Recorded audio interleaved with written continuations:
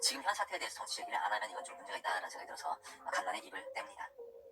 물론 지금도 여러분들이 TV에서 보는 각종 연예인들 다 포함해가지고 정치인들 당연히 전부 다 딥스테이트 멤버들이고 전부 원팀이며 어떤 한 세력의 악한 영의 그 지배를 받는 놈들이다라는 것에 대해서 변함은 없어요. 그러니까 정치병에 걸려가지고 하나님 예수님의 영을 바라보지 못하는 그 사람들에게 일침을 가하는 것은 여전히 똑같습니다.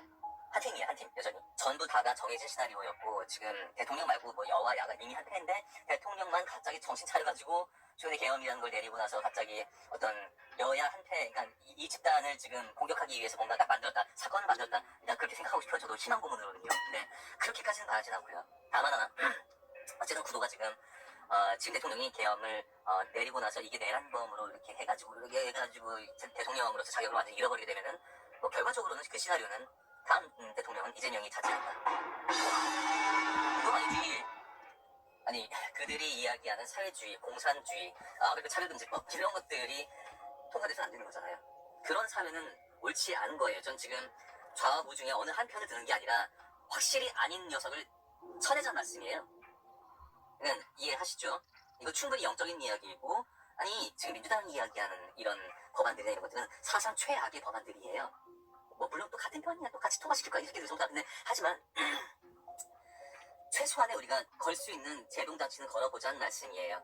그러니까 하나님 영, 예수님 영 따르는 거는 따르되 당연히 인간들을 믿지 말되 우리가 걸 수 있는 브레이크는 걸어보자. 제가 가르친 아이들한테는 제가 그 어떤 형태로도 정치적인 강요 같은 거 하지 않고 다만 하나 설명을 해줘요. 그러니까 우리나라에서 정치라는 건 뭐 물론 정치의 문제, 그러니까 잘 사는 사람들의 문제냐 아니면 못 사는 사람들의 대다수 그런 문제냐, 그런 어떤 정치적 싸움일 수도 있겠으나 하지만 그게 아니라 국제 정세상 그러니까 저쪽 북한이나 중국 쪽의 그런 공산주의의 그런 억압적인 걔네들이랑 우리가 한테 먹냐, 아니면은 태평양 건너가지고 저쪽 그러니까 일본이랑 저쪽 미국이랑 잘 사는 나라, 자유로운 나라, 그쪽 나라와의 그런 연합이 맞냐. 근데 이쪽에서는 그 일본이랑 섞여있다 보니까 저쪽이 그러니까 친일이라는 프레임 씌워가지고 저쪽을 좀 공격하고 있고 그런 분위기인데, 너희들 생각으로는 어느 쪽이랑 편넘는 게 좋다고 생각하냐? 북한, 중국 이쪽 공산주의 탄압적인 그런 분위기냐, 아니면 이쪽이 자유롭고 강한 나라들이냐 라고 얘기를 설명을 하면은 거의가 아니라 모든 아이들이 다 이쪽을 택해요.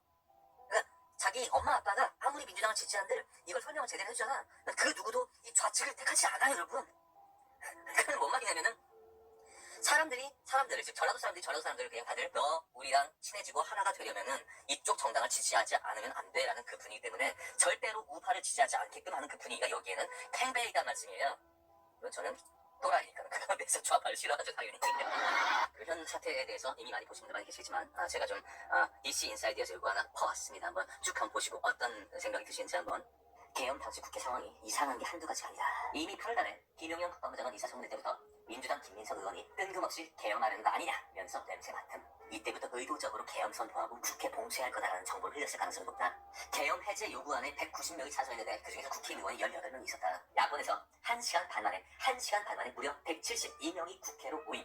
야당 총의원 수 192명, 안규령 등은 풀 메이크업을 하고 나타났다. 계엄 선포 직후에 국회로 수백 명의 민노총들이 모여서 길막고 시위하는데 이미 계엄 관련한 피켓을 전부 다 만들어서 나왔다. 급하게 나오기도 바쁜데 이걸 언제 다 만들어서 그게 기다렸다는 듯이 개같이 국회로 모였는데 실제로 군인을 이용해서 국회 봉쇄하려는 의도는 없었다. 계엄 선포 후 국회를 나갔던 건 경찰들인데 그마저도 신원 확인하고 들여보내줬다. 출입을 안 막았다. 군인들은 자정이 다 돼서 뒤늦게 도착했고요. 그러나 시민들의 일체의 무력 사용을 하지 않았고요. 오히려 지령을 받은 민주당 쪽 사람들이 총을 떼쓰려 하고 들이대는 등 무력 충돌 그림을 만들기 위해서 존나게 했었다. 국회로 투입된 군인들은 도착할 때까지 자기들이 어딜 가는지도 몰랐고 작전 상황도 제대로 인지가 안 돼서 우왕좌왕했다. 계엄을 일부러 사람들이 TV 보고 유튜브 보고 안 자고 있는 10시 반에 대놓고 있다. 진짜로 메시지를 전달하고자 하는 의도로 보인다. 국무회의 거쳤고 군인들 무력 사용 없었고 해제 요구안 가결하게끔 의원들 막지 않았고 해제 요구안 가결 후 국무회의 의결 거쳐서 바로 해제함. 선포 이유에 대해서는 전시, 사변에 준하는 국정 마비 상태라는 것에 대해 해석의 여지가 있지만 현 민주당 행태, 즉 2년 반 동안 국무위원, 검사 등 22명 탄핵, 주요 예산 전액 삭감 등 이런 것 등은 국정 마비 상태로 볼 여지가 있다.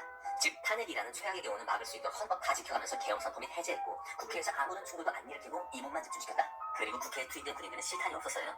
그럼 이 지랄을 왜 했냐?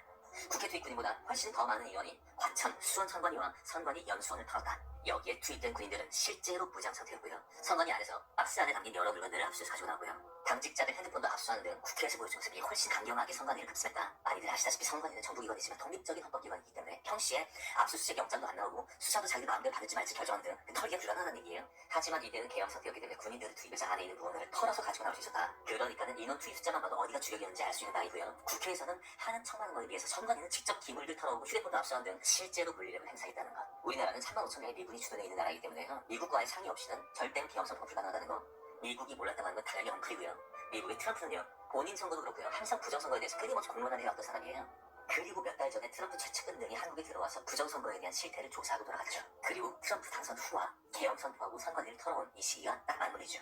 트럼프는 방위비 인상과 한국과 협상하고 싶은 카드가 많은데 민주당하고는 대화가 불가능. 그나마 윤하고는 말이 통할 건데 어차피 거대 야당이나 대통령이 뭘 해줄 수 없다. 다시 한번 상식해드리지만은 이거 펑겁니다. 제 입장이 아니고요. 그리고 딱 보니까 이거 큐 지지하시는 분들 그 입장 그 내용 같아요. 약간 느낌이 큐를 지지하든 하지 않든 아니면 트럼프를 믿든 말든 뭐 관계없이 어쨌든 세상은 그들에 의해서 또 움직여지니까 계속 소개해드리도록 하겠습니다. 그래서 미국 입장에서도 한국은 중요한 나라이기 때문에 트럼프는 본인 임기 동안 한국 관련해서도 성과를 내고 싶기 때문에 거대 야당이 식물되어 있는 그런 대통령을 도와줄 수 있는 명분이 생기다. 그리고 계엄선포 보름 전에 은행권에 시민단체에 대한 무더기 신원조사를 요청했었대요. 그 사유는 뭐냐면은 국보법 위반 조사. 그러니까 이 시민단체들이 간첩들과의 그런 커넥션이 있냐 없냐 그거. 선거할 때 항상 민주당 쪽 시민단체들이 동원돼가지고 개표연장에 배치했었다는 거. 어차피 이대로 가도 남은 2년간 동안 병신처럼 아무것도 못할 것이고 탄핵 유권을 피하면서 계엄선포를 이목집중시키고 그 와중에 선관위 털어서 부정선거 증거내놓으면 야권 190석 무력화시키고 전국 가져올 수 있을 거라 그런 판단했을 가능성이 있다. 다시 한 번 말씀드리지만 이거 제 입장 아닙니다. 그리고 뭐 그럴 수도 있겠다는 생각도 들기도 하네요. 계엄선포 당일날 키르기스탄 대통령하고 회담이 있었다. 키르기스탄은 몇 년 전에 한국사 개표기를 사용해서 부정선거가 들통나서 대통령 퇴진하고 새로 들어온 정부가 현 정부이다. 여기에서 어떤 조언을 받았을 가능성이 좀 있다. 그리고 당연한 얘기지만 국회에서 창문 깨고 시민들 위협했다 하면서 막 개로품을 보이는 그 민주당들 선관위 급습권에 대해서는 얘들 얘기하지 않죠. 선관위에서는 휴대폰도 빼앗고 실제 기부도 털어나오고 훨씬 더 많은 인원이 투입되는데 누가 봐도 이쪽이 더 심했는데 이를 아무도 모른 척한다. 당연한 얘기죠. 이게 공론화되면 진짜 부정선거 뭔가 있나 보다. 왜 선관위를 털었을까? 이런 여론이 형성되기 때문에 지들이 다 쫄된다는 얘기야. 일부 뉴스에서는 선관 급습 내용이 나오자 개헌에서 장기 집권하기 위해 선관위를 털었다는 걸 개존 말도 안 되는 그런 헛소리를 치잖더라. 그지? 개헌하고 선관위가 뭔 상관이야?